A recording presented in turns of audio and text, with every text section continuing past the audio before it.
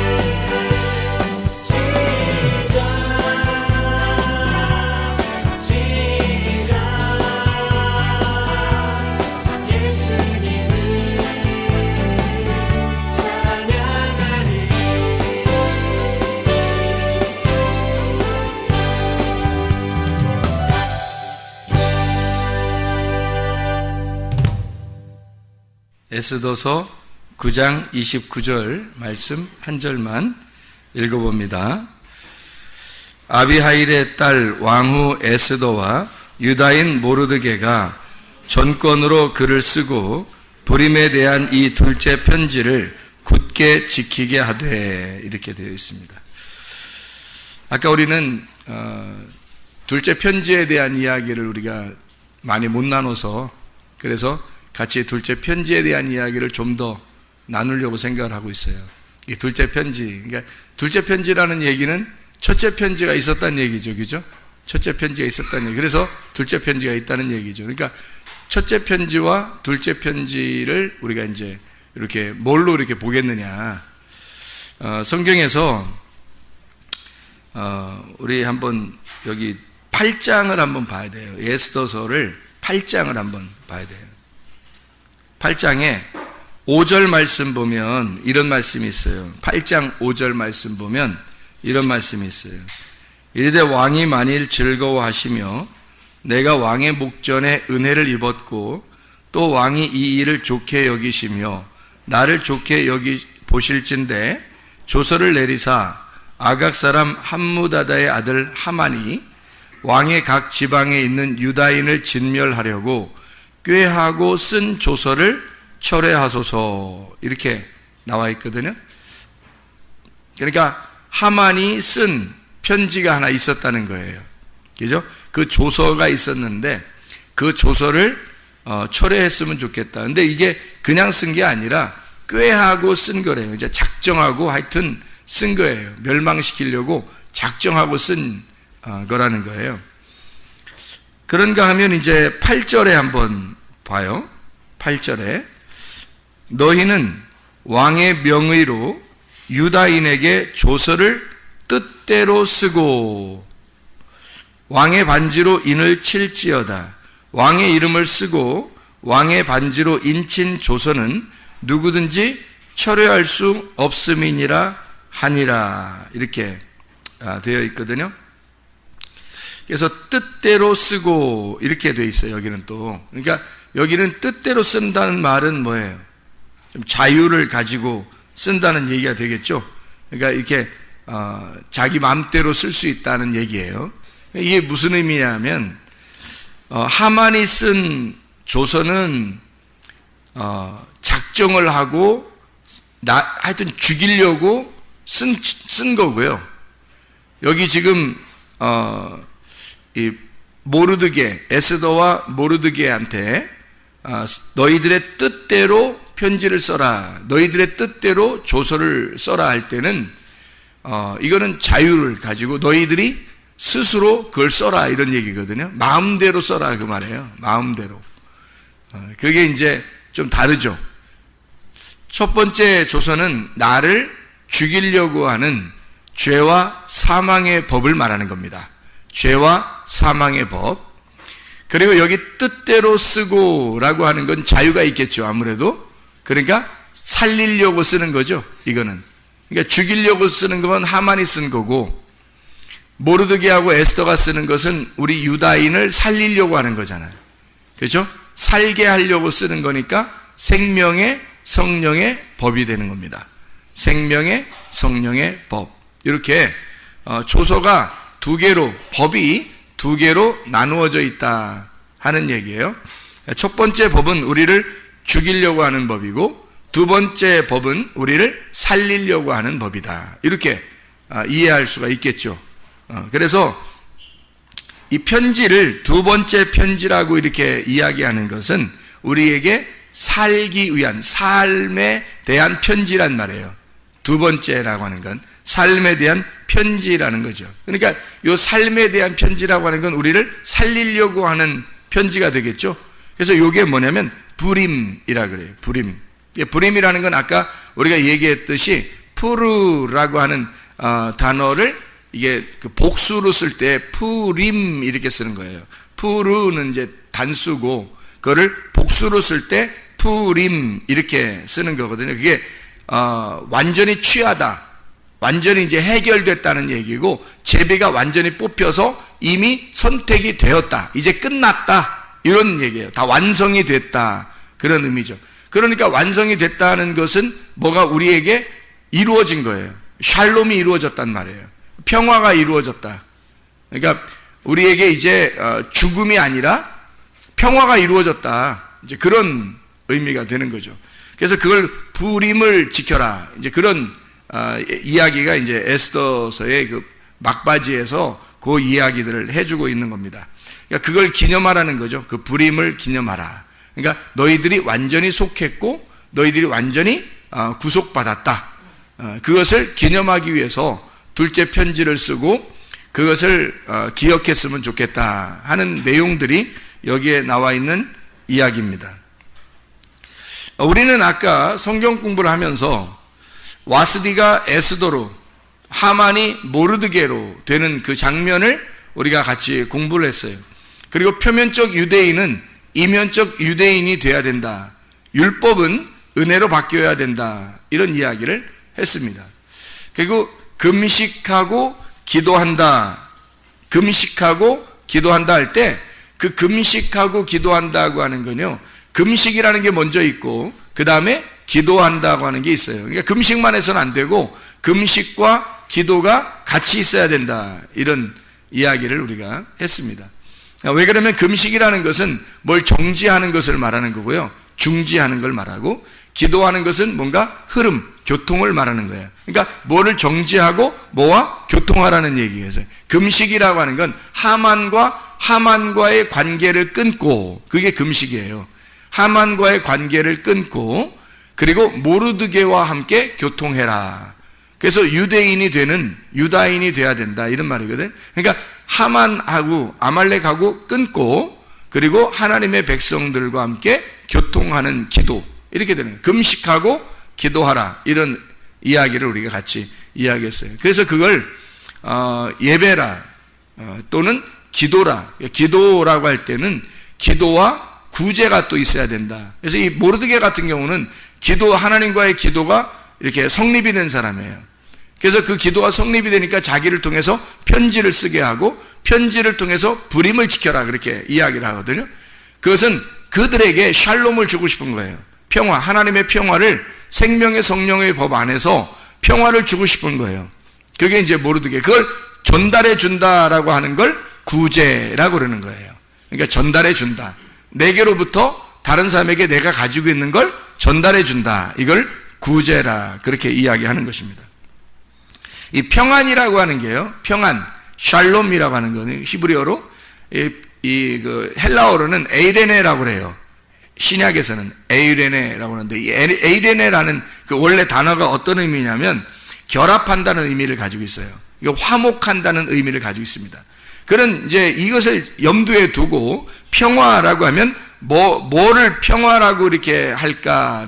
평화롭다 이런 걸 평화라고 이렇게 할 수 있어요. 그러니까 물이 잔잔하다 이런 걸 생각하면 되죠. 물이 잔잔하다, 평화롭다 그렇게 할 때 평안, 에이레네 이렇게 보면 되는 거죠. 막 이렇게 요동치고 이러는 건 두려움이죠. 무섭고 두렵고 싸납고 뭐 이런 거죠. 근데 평안하다 그러면 이게 물이 잔잔해졌다 그 말이에요. 그러니까 그 화평해졌다. 예수의 평안이 우리에게 왔다 그 말이고 보혜사와 관계가 있어서 그 보혜사가 진리의 성령이 우리에게 오시면 평안을 준다는 거예요. 너에게 평강이 있을지어다 할 때도 예수님이 부활하시고 난 다음에 평강이 있을지어다 그런 얘기는 너희들의 마음이 물결이 잔잔해졌으면 좋겠다 그런 이야기예요. 그 물결이 잔잔해진다는 말은 어떤 의미로 다시 말할 수 있을까? 제가 물어보지 않고 그냥 제가 대답하는 편이 훨씬 더 나을 거예요. 물결이 잔잔해졌다 이런 의미는 속에 이렇게 뭐가 요동치는 게 없이 평안해졌다 그런 말이잖아요. 그러니까 이제 속에서 뭐가 안 일어나는 거냐면 서로 싸우는 게 없다는 얘기예요. 그죠? 전쟁이 없단 말이야. 내 속에서 전쟁이 사라졌다 이걸 평안이라 그러는 거예요. 평안, 그러니까 전쟁이 없어졌다, 전쟁이 끝났다는 말은 뭐냐면 속에 사람이 마음이 두 개가 있는데 그 두 개의 마음을 이렇게 두 개의 마음이 있으면 이렇게 막 싸우거든요. 두 개의 마음이 하나로 평정을 이루었다는 말이에요. 그러니까 평화라고 그러죠. 전쟁이 사라진 거죠. 사람의 속의 마음에는 말이 두 개가 있다고 했어요. 나의 말과 하나님의 말. 하나님의 말과 나의 말이 있는데 이 나의 말이 져서 항복을 해버리면 하나님의 말씀만 있게 되겠죠? 그러면 평안하게 되는 거예요. 근데 나의 말이 이겨버리면 하나님은 절대 지지 않거든요. 그래서 계속 싸우는 거예요. 계속 나의 말이 있는 한 우리의 속에는 나의 말과 하나님의 말이 계속 싸우는 거예요. 내가 생각하는 나의 꿈과 하나님의 꿈이 계속 싸우는 거죠. 나의 소원과 하나님의 소원은 계속 싸우는 거예요. 근데 이게 평화롭게 되었다는 말은 무슨 말일까? 이 싸움이 그쳤다. 싸움이 끝났다. 뭘로 끝나야 끝날까요? 하나님 편에서 이겨야 끝나요. 내 편에서 이겨서는 못 끝나요. 죽을 때까지 안 끝나요. 그게 하나님의 편에서 이겨야 그게 끝난다 하는 말입니다. 전쟁이 없는 상태를 물이 잔잔하다, 평화롭다, 그런 하나님과 나의 전쟁이 끝났다, 그런 상태를 평화롭다라고 이야기할 수 있습니다. 다시 말하면 내 믿음으로 사는 게 아니라 그리스도의 믿음이 와서 그리스도의 믿음이 온 상태가 되었다. 나의 믿음의 상태가 아니라 그리스도의 믿음의 상태가 되었다. 그러니까 나의 머리가 아직도 붙어 있는 게 아니라 나의 머리를 잘라내고 그리스도의 머리를 붙여놨다. 머리가 바뀌었다. 그 말이에요. 머리가 바뀌었다. 그러면 평화하죠. 그게 샬롬입니다. 이 샬롬, 머리가 바뀐 상태, 이거를 샬롬. 보혜사가 하나님의 성령, 그 예수의 영이 우리에게 들어오시면, 지금 우리에게 들어오신다. 엘코마이하고 들어오시면 이 성도의 몸이 성령님의 집이 되는 거잖아요. 그러면 성령님은 늘 어떻게 해요? 평안하죠. 성령님은 평안하기 때문에 성령이 완전히 나에게 들어와서 장악하기 전까지는 내가 평안이라는 게 아직 없겠죠. 그러니까 평안이라고 하는 건 첫 번째에 있는 하만이 죽어야 모르드게만 살아있어야 평안이 온다는 말이에요. 모르드게만. 그러니까 하만이 안 죽어서는 늘 모르드게와 하만은 싸우기 때문에 내 속에서 모르드게와 하만이 계속 싸우니까 전쟁이 일어나죠. 평안하지 않습니다. 근데 하만이 죽어요. 그리고 모르드게가 달려야 할 그 자리에 하만이 죽은 거예요. 누가 죽은 거예요? 내가 죽은 거예요. 그리고 모르드게가 살아난 거예요. 그리스도가 살아난 거란 말이에요. 그러면 전쟁이 끝나죠. 평화롭게 되는 것입니다. 이 샬롬이라고 하는 이 평화라고 하는 단어가 행복한이라는 단어거든요. 평화로운. 아시잖아요, 여러분. 샬롬 그러면 인사할 때도 샬롬 그러잖아요. 평화, 행복한, 안전한, 평화로운. 샬람이라는 데서 왔는데 이 샬람이라는 게 완전하다라는 단어입니다. 완성이 되면 뭐가 일이 끝나잖아요. 일이 회복이 되고 뭐가 온전하게 끝나게 되면 샬람, 완전해진 거예요. 이루어진 거야. 그러니까 평안하죠. 샬롬이 오는 거죠. 일이 안 끝나. 계속해서 내 속에서 일이 안 끝나고 계속 뭐 싸움이 있으면 이게 평안이 오는 게 아니죠. 그래서 속에서 어쨌든 여러분 마음속에 두려움이 아니라 평안, 다시 말하면 이 속에서 뭔가 나를 쉬게 하는 게 와야 된다는 거예요. 나를 쉬게 하는 게. 그게 평안이라는 거예요. 그러니까 주님께서는 우리에게 화평한 자라고 그러죠. 주님이 부활하시고 난 다음에 제자들한테 뭘 첫 번째 줬다고요? 평화하라 그렇게 말하잖아요. 평화하라는 말은 내가 너희들과 함께 있겠다는 말이에요. 그죠? 내가 너희들과 함께 있겠다. 그러니까 너희들 무서워하지 마라. 근심하지 마라. 내가 너희들과 함께 있을 테니까 평화해라. 평화를 전해주는 자가 되었단 말이에요. 평화를 전해준. 예수님이 처음에 부활하고 난 다음에 뭐 다른 거 줄 수도 있었는데 평안을 준다. 평안할지어다. 그렇게 말하는 것은 뭔가 예수님이 주는 게 뭐 평안이라는 게 뭔가 큰 의미가 있다는 거죠. 그죠? 그죠? 너희들이 지금 속에서 분쟁이 일어나고 뭔가 네가 아직 살아있는 거, 그러면 너가 죽어버리면 평안이 들어갈 거야. 싸움이 끝날 거야. 전쟁이 끝날 거야. 너 평안해야 돼. 그래야 하나님의 사람이고 그게 천국 백성이라는 거예요. 그러니까 평안해야 돼. 그게 굉장히 중요한 거예요. 기도하다가도 여러분 안에 평안이 안 오잖아요. 그러면 좀 기도를 좀 뭐 방향을 바꾸든지 어쨌든 우리는 좀 하나님의 뜻대로 기도해야 되겠죠. 근데 평안하고 뭔가 하나님의 뜻에 합당한 것 같고 하나님의 뜻에 맞는 것 같아요. 이 기도가. 그러면 마음이 평안하겠죠. 하나님께서 원하시는 것이 될 거니까. 하나님의 마음과 하나가 되면 마음이 평안하게 된다는 거죠. 평안이 우리에게 꼭 있어야 된다는 거예요.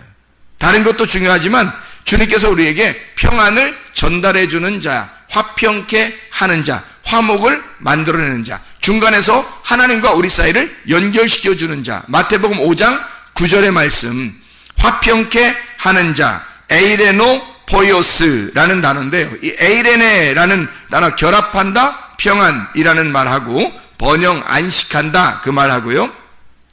포이에오라는 완수하다, 만들다, 실행하다, 그렇게 된다 그 말이에요. 그러면 다시 말하면 무슨 말이에요? 평화가 결합이 되었다라는 말이에요. 결합이 된다, 결합이 된 자라는 말이죠. 그러니까 하나가 된 자, 평안한 자, 화평케 하는 자라고 하는 건 하나를 만드는 자, 무슨 존재가 된 자, 평안이라는 존재가 된 자라는 말이에요. 한마디로 말하면 솔로몬이 되었다 이 말이에요. 솔로몬이 되었다. 다윗은 늘 전쟁했죠. 그래서 십자가 예수라고 그래요. 그러니까 성전을 세울 수가 없습니다. 다윗의 아들 솔로몬은 이름 자체가 솔로몬이에요. 존재가 솔로몬이라는 거죠. 그러니까 솔로몬 때에서는 하나님의 집이 세워지는 겁니다. 우리의 마음이 하나님의 성령이 들어와야 내 집이 하나님의 집이 되는 거거든요. 근데 하나님의 성령이 안 들어오면 이게 평안하지 않아요. 하나님의 집이 될 수가 없단 말이죠. 그러니까 하나님의 성령이 들어오면 우리를 하나님의 집으로 만든다는 거예요. 하나님의 성전이 되도록 만드는 것. 다시 말하면 솔로몬이 되게 만드는 거죠. 솔로몬이 되게 만들어. 다윗은 성전을 세우고 싶었지만 십자가 예수님이라 그래서 성전을 세울 수가 없다고 그렇게 이야기했고, 솔로몬 그 아들에게는 성전이 세워질 것이다 라고 하나님이 약속했단 말이에요. 그 말은 진정한 평안이 네 속에 올 때 하나님의 집이 이루어질 것이고, 솔로몬이라는 존재가 될 때 그때 하나님의 집, 하나님의 성전이 될 것이다 라고 하는 것을 이야기하는 거죠. 화평이라고 하는 거, 에베소서 2장 한번 보면 에베소서 2장 13절에 에베소 2장 13절에 이런 말씀이 있어요. 뭐라 되면 이제는 전에 멀리 있던 너희가 그리스도 예수 안에서 그리스도의 피로 가까워졌느니라. 그는 우리의 화평이신지라. 누가요? 예수 그리스도가 화평이신지라. 둘로 하나를 만드사 원수된 것 곧 중간에 막힌 담을 자기 육체로 허시고, 이렇게 되어 있거든요.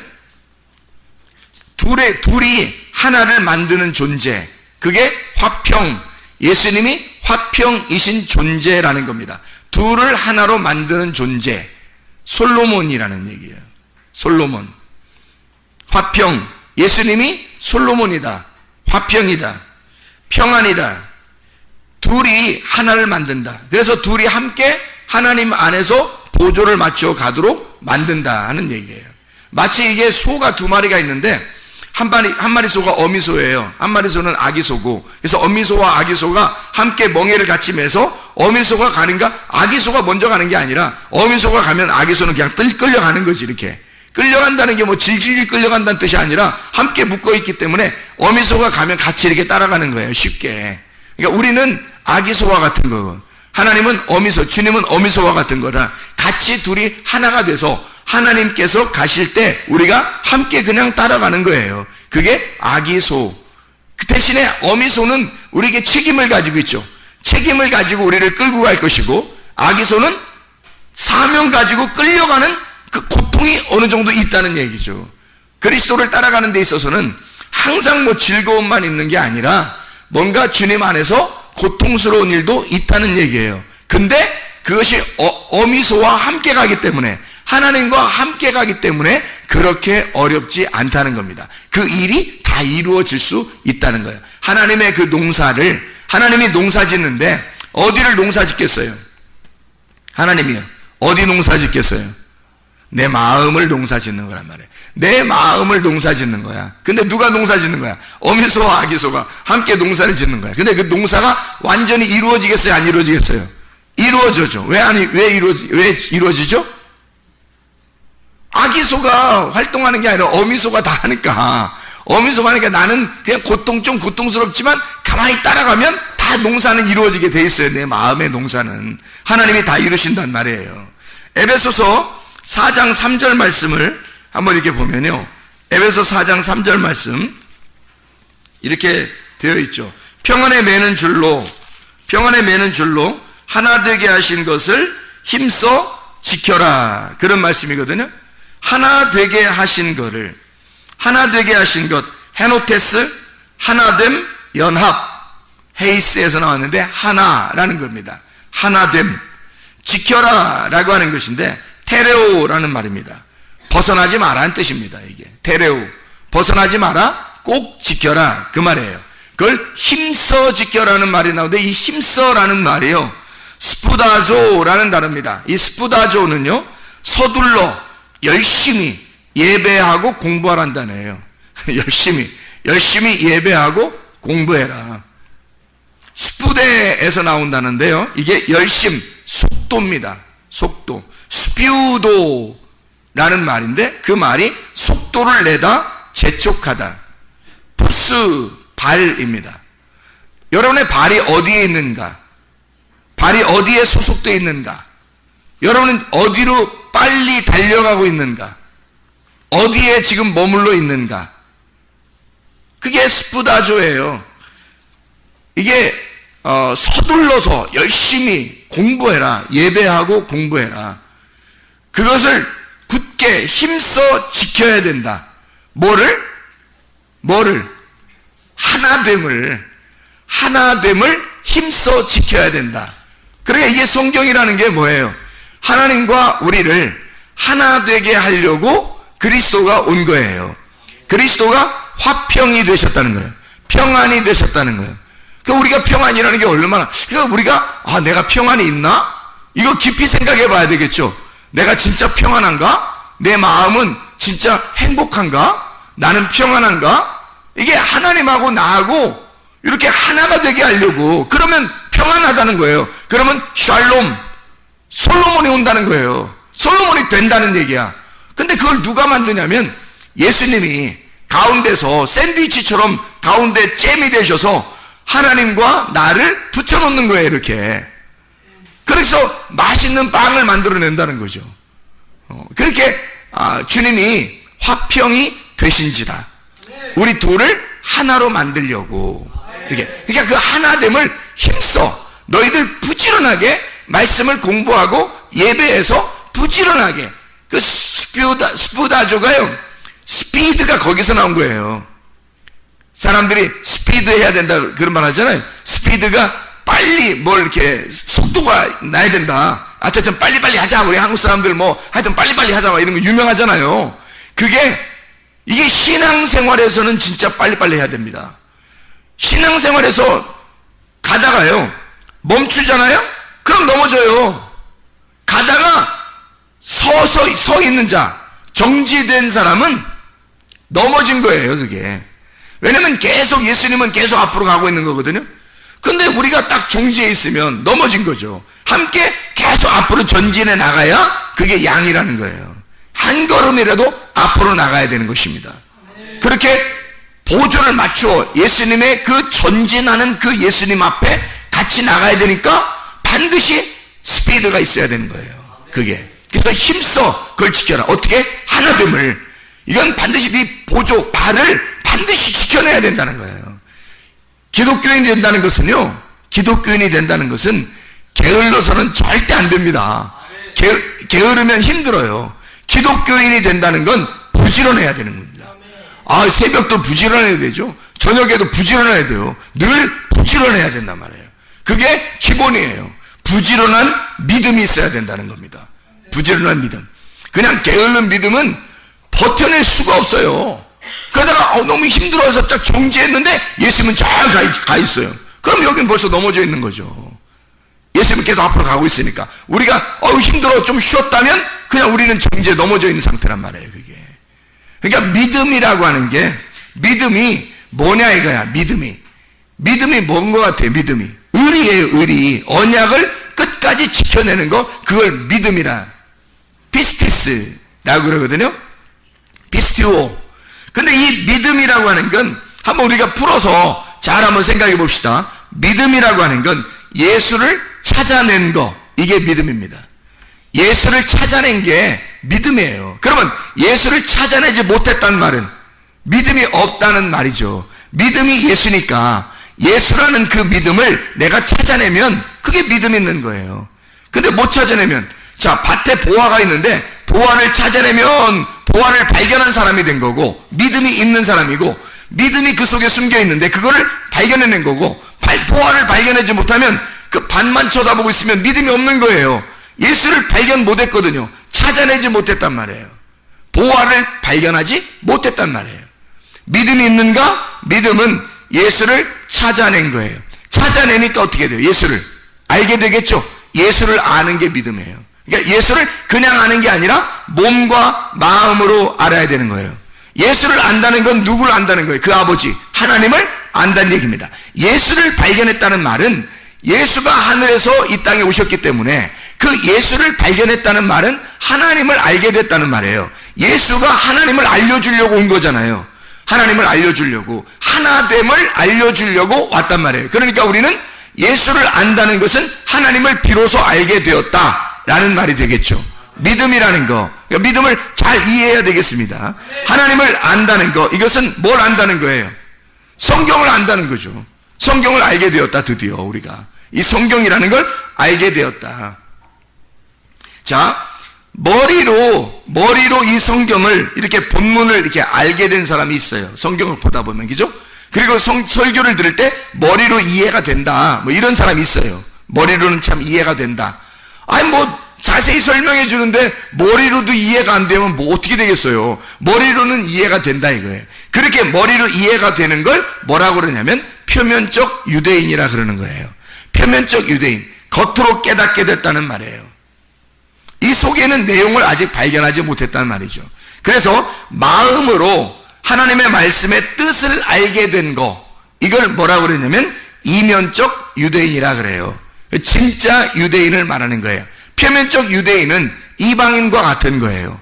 껍데기죠. 이방인과 같아서 그걸 하만이라고 하는 거예요. 모르드게는 이면적 유대인이라 그래요.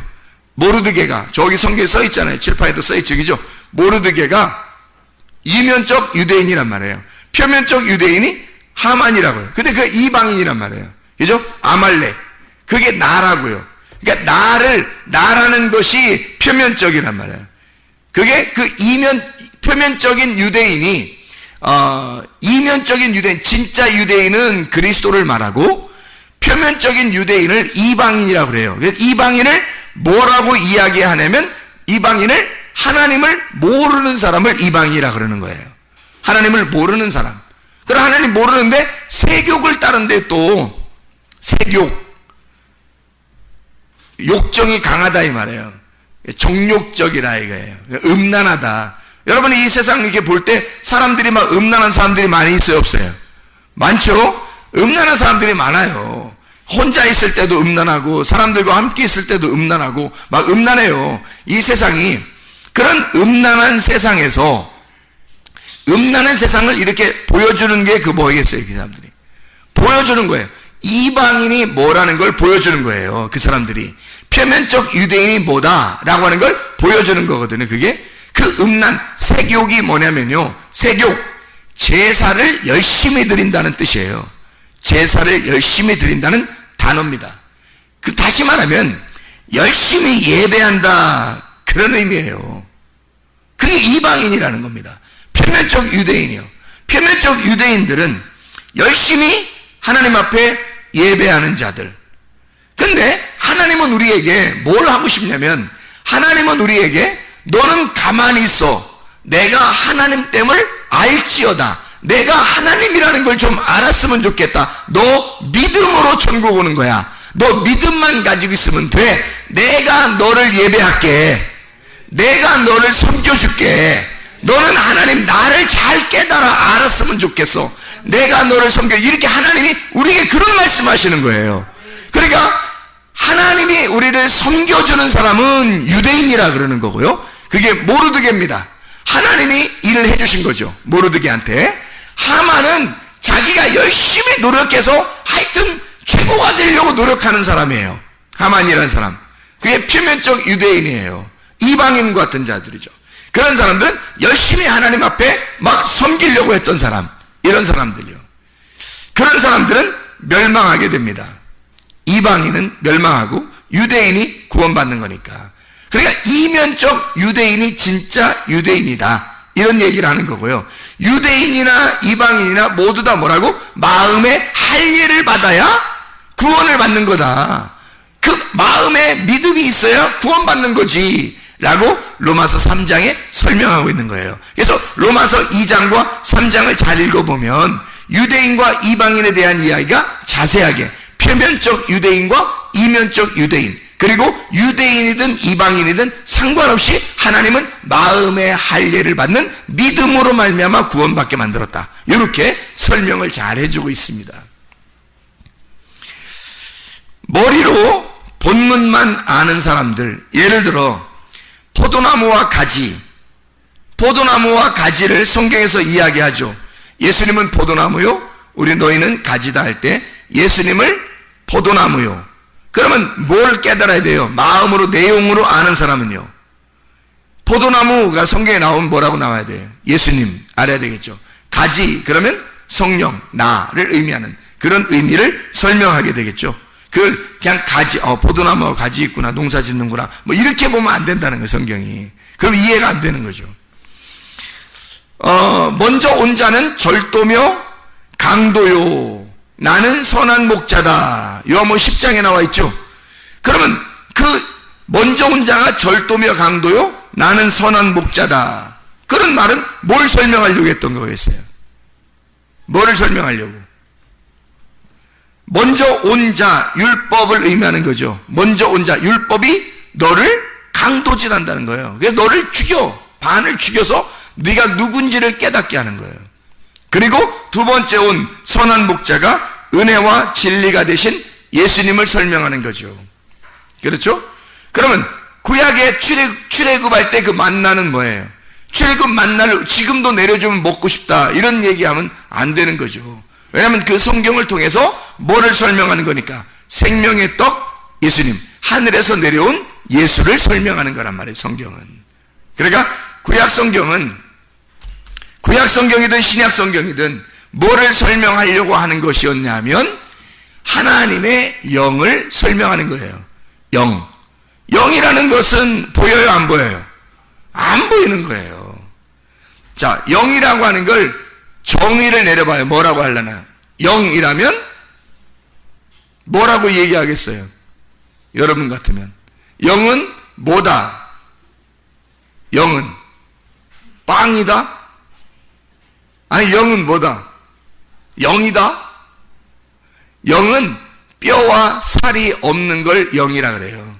뼈와 살이 없는 걸. 뼈와 살이 없는 영, 뭐겠어요?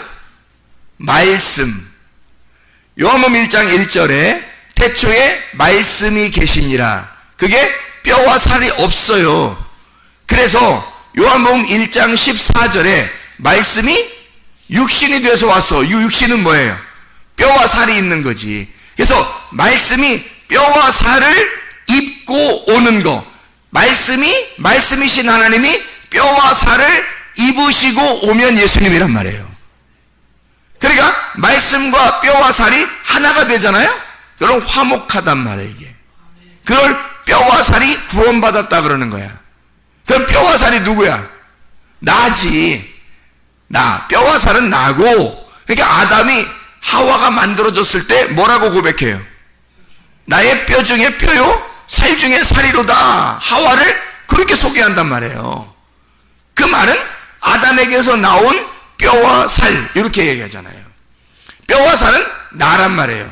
하나님에게서 나왔지만 하나님과 분리가 된 나, 이 뼈와 살에 말씀이신 분이 오게 되잖아요. 그러면 하나가 됐죠. 그러면 이 뼈와 살은 원래 떨어져 있으면 죄인인데 말씀이 들어오니까 거듭난 사람이 된 거예요. 뼈와 살이 부활했다, 그렇게 말씀하는 겁니다.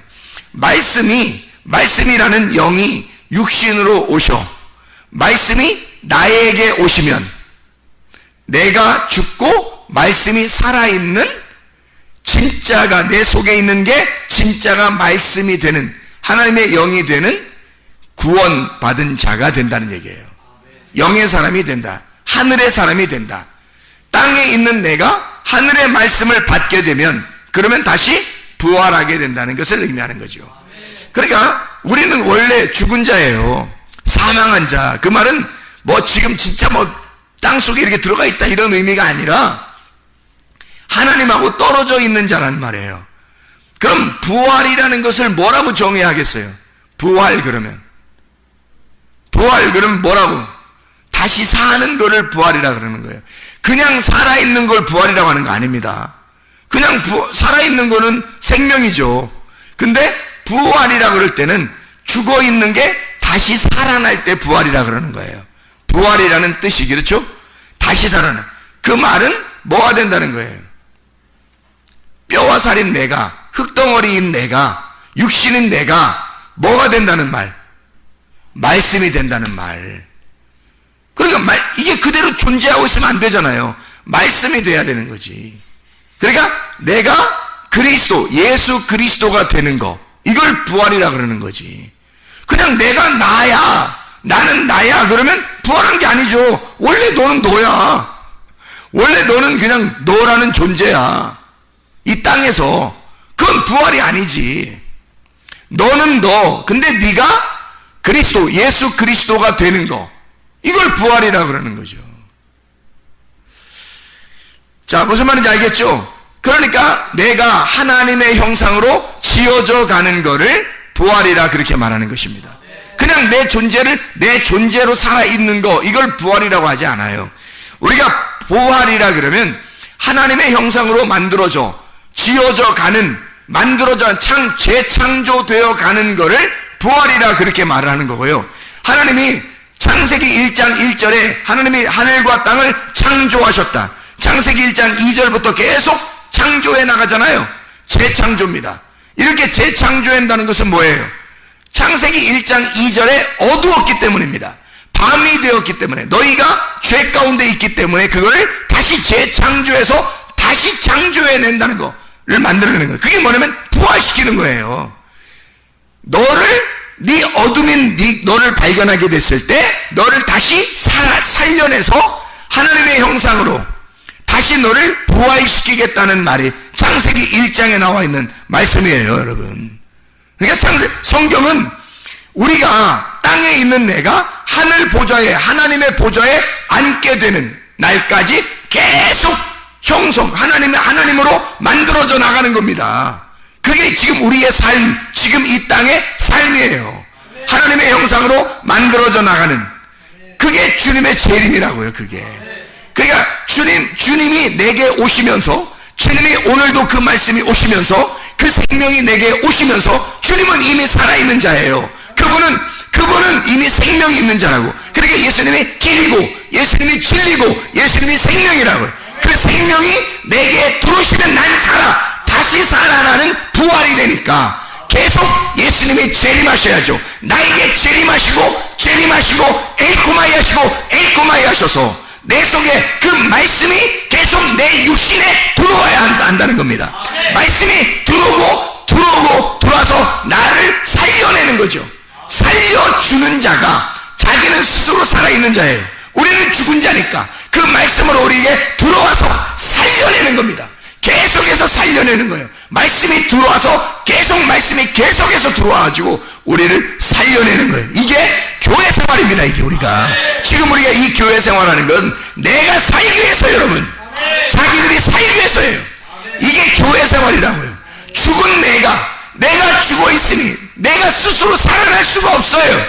누군가가 나에게 호흡을 주지 않으면, 누군가가 나를 섬겨주지 않으면, 누군가가 나를 서포트해 주지 않으면 나는 살아날 수가 없단 말입니다. 그러니까 그 말씀이 나를 살려내는 거예요. 자기가 말씀이 침투해 와서 우리를 살려내는 겁니다. 요한복음 1장 14절과 창세기 2장 7절은 같은 말씀이죠. 창세기 2장 7절은 흙덩어리에다가 하나님의 생기가 들어갔다는 말이 나오고, 요한복음 1장 14절은 말씀이 육신으로 오셨다는 말이 나오잖아요. 이게 똑같은 말씀이에요. 하나님의 말씀이 내 속에 들어와야 한다. 죽은 나에게 하나님 말씀이 들어와서 나를 살려내는 것이다, 이 말입니다. 그러니까 내가 이방인의 세욕적인 그 삶을 그대로 유지하는 게 아니라 거기에서부터 나는 탈출을 시도해야 된다고요. 거기서 탈출해야 부활할 수 있단 말입니다. 우리가 여전히 나의 삶, 이방인의 삶, 세욕적인 그 삶을 그대로 따라가서는 안 된다는 거죠. 열심히 나는 섬긴다고, 하나님을 섬긴다고 해보지만 그런 노력이나 율법을 통해서는 구원받을 수가 없어요. 하나님이 나를 섬겨주셔야 하고 하나님이 나를 찾아오셔야 합니다. 그게 뭐냐면 말씀이에요. 말씀이 여러분에게 침투해 들어오고 말씀이 여러분을 살려내는 것입니다. 그러니까 우리는 이런 이방의 삶에서 너희는 떠나라, 그런 삶에서 음녀의 길에서 너는 떠나라, 그거거든요. 그게 하만에게서 떠나라, 그리고 모르드게와 하나가 되란 말이에요. 그러면 모르드게가 너에게 편지를 줄 것이다. 생명의 성령의 법에 편지를 줄 것이다. 너는 그 법 안에서 자유하게 될 것이다, 그 말이거든요. 여러분, 요한계시록 18장 4절에 내 백성아 거기서 나와라 그랬거든요. 내 백성아, 이 남성 단수입니다. 남성 단수. 내 백성아 거기에서 나와라. 뭐에서 나오란 말이에요? 내 백성아 거기에서 나와라. 음녀에게서 나오라는 거예요. 음녀에게서. 그 음녀가 뭐냐고요? 이 선악과에서, 땅의 말씀에서 나와라. 그 음녀라는 그녀의 그녀의 재앙, 이 그녀가 여성 단수입니다. 신부 교회가 돼야 되는데 먼저 음녀를 만나면 우리는 망하는 거예요. 그 음녀는 재앙을 받기로 결정되어 있는 성경의 규칙상 음녀는 재앙을 받기로 되어 있었단 말이에요. 근데 거기에 같이 우리가 있으면 우리도 같은 재앙을 받을 거 아니냐, 하나님의 진노를 받을 거 아니냐 이거야. 거기에서 빠져나와야죠. 그래서 그녀의 여성 단수입니다. 재앙을, 블레게, 상처, 때려, 재난을 주는 거, 플레소, 때리다, 플라소, 빚다, 만들어 막 형성해 나가는 거, 그런 거를 받지 마라. 너 그냥 아주 막 부셔버리는 거, 이런 거 너는 받지 마라. 그녀가 받을 거니까, 음녀가 받는 거니까, 하만이 죽는 장소에 있는 거니까 거기에 같이 있으면 함께 죽는 거예요. 하만과 10아들이 어떻게 됐어요? 하만과 10아들이 함께 나무에 달려 죽잖아요. 에스더서 9장을 보면 유다인 모르드게를 통해서 완전히 이게 바뀌죠. 역전이 되어버립니다. 역전이 돼서 9장 14절에 말씀해 보니까 왕이 그대로 행하기를 허락하고 조서를 수산에 내리니 하만의 10아들의 시체가 매달리니라. 자, 25절 에스더가 왕 앞에 나아감으로 말미암아 왕이 조서를 내려 하만이 유다인을 해하려던 악한 꾀를 그의 머리에 돌려보내어 하만과 그의 여러 아들을 나무에 달게 하였으므로 그걸 불임이라 그렇게 불렀단 말이에요. 그 말은 한쪽을 죽이고 한쪽을 부활시킨다는 얘기입니다. 한쪽을 죽이고 한쪽을 부활시키고, 이게 어디에서 일어나는 사건이에요? 내 안에서 일어나는 사건이 되어야 된다는 거죠. 하나님이 그렇게 우리를 자, 그러면 한쪽을 죽여야 되는데 그 죽이는 게 성경이에요. 선택을 해야 돼. 한쪽은 죽이고 한쪽은 살리는 게 이게 하나님의 선택이에요. 근데 하나님의 선택에서, 자, 에서와 야곱이 있다고 해요. 그럼 여러분이 에서가 잘 나가는 사람이야, 야곱이 오히려 고생한 사람이에요. 그럼 여러분 어디에 붙겠어요? 야곱에 붙어야 되는 거예요. 둘째 아들 야곱에. 그래야 이스라엘의 축복을 받는 겁니다. 에서에게 붙었다가는 하나님의 선택에서 벗어나는 거예요. 그러니까 하나님이 선택, 제비를 뽑아가지고 하나님이 하나님의 사람을 선택하는, 그게 불임절이에요. 하나님이 선택하는 자. 여러분, 하나님 선택하려면 한쪽을 죽이고 한쪽을 부활시켜야 되는 거예요. 그쪽을 선택하는 하나님의 선택권이란 말이에요. 그러니까 우리는 죽는 쪽에 선택하지 말고 사는 쪽으로 선택을 해야 되겠죠. 그러니까 내 속에서 죽음에 있어 죽어가야 할 나를 너무 아쉬워하지 말란 말이에요. 부활해야 할 내가 있으니까, 부활해야 할 내가 살아나야 하니까 당연히 내가 죽어야 하죠. 나는 죽고 그리스도가 살아야 하니까 멸망받을 그 음녀의 자리에 네가 있지 말고 거기서 빠져나오라는 거예요. 벗어나라는 거야. 그래야 네가 살 것이라는 거예요. 음녀의 자리에서 벗어나오면 그리스도의 신부가 됩니다. 교회를 사랑한다고 하는 게요, 여러분, 굉장히 중요해요. 이 마지막 때는 교회가 되지 않으면 나 혼자 믿겠다는 얘기가 되는데, 나 혼자 예수 믿는다고, 나 혼자 예수 믿을게요, 나 믿어요, 예수는 잘 믿어요 라고 아무리 주장해도 그 사람은 예수 믿는 게 아니에요. 그 사람은 하나님을 제대로 아는 게 아닙니다. 그리스도를 제대로 알지 못했어요. 그게 교회를 몰랐단 말입니다. 왜? 나 홀로 그리스도인이 될 수가 없어요. 교회 성경은 내가 예수를 믿었다, 그럼 반드시 교회로 모이게 되어 있습니다. 이게 그리스도의 몸이기 때문에 그런 거예요. 진짜 믿음을 가진 자는 그리스도를 알게 됩니다. 그리스도를 아는 것이 믿음이에요. 그리스도를 알았다면 교회를 알았을 것이고, 교회가 그리스도의 몸이라고 하는 그리스도의 비밀이라는 걸 깨달았을 거란 말이에요. 그럼 사람은 교회에 모이는 것이 철저한 거죠. 그러니까 나를 죽이지 못하면, 내가 믿음이 아무리 있다고 해도 나라는 사람을 죽이지 못하면 그리스도의 몸에 섞이질 못하는 거예요. 가루가 안 된 거지. 나라는 사람을 죽여야, 가루를 내야 그리스도의 한 덩어리 가루들이 모여서 한 교회를, 하나의 빵을 형성하는 겁니다. 그래서 교회로 반드시 모이는 것은 겸손을 의미하는 거고요. 교회에 모이지 않고 믿음을 생활한다고 하는 사람들은 교만을 상징적으로 말씀하는 것입니다.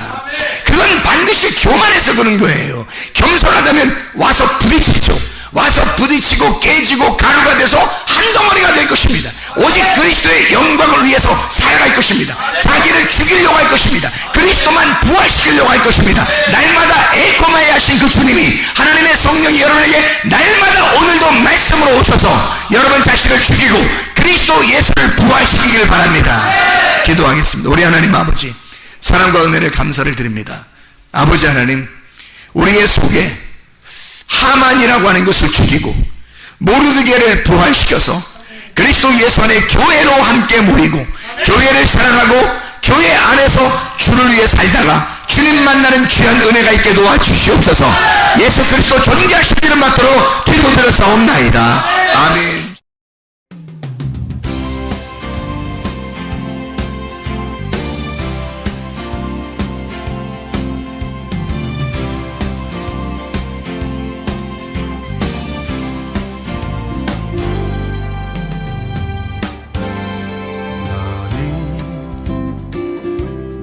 너머로 뻗은 나무 가지에 푸른 열매처럼 하나님의 귀한 축복이 삶에 가득히 넘쳐날 거야.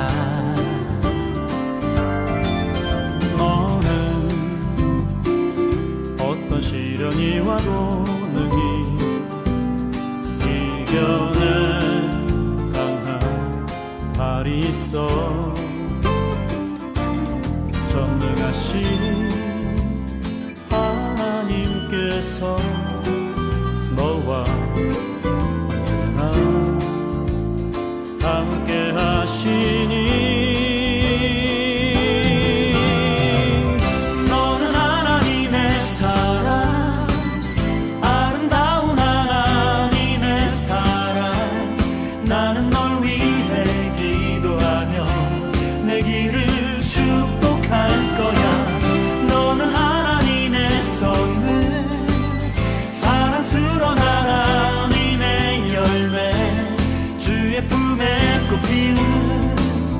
나무가 되어줘.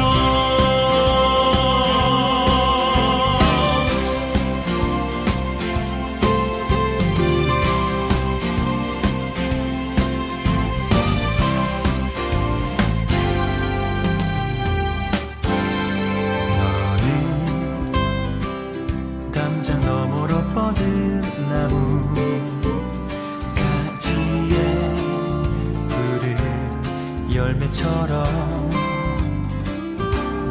하나님의 귀한 축복이 삶에 가득히 넘쳐날 거야. 너는 어떤 시련이 와도 능히 이겨낸 강한 발이 있어. 전능하신 하나님께서 너와 언제나 함께 하시니 너는 하나님의 사랑, 아름다운 하나님의 사랑. 나는 널 위해 기도하며 내 길을 축복할 거야. 너는 하나님의 선물, 사랑스러운 하나님의 열매, 주의 품에 꽃 피는 나무가 되어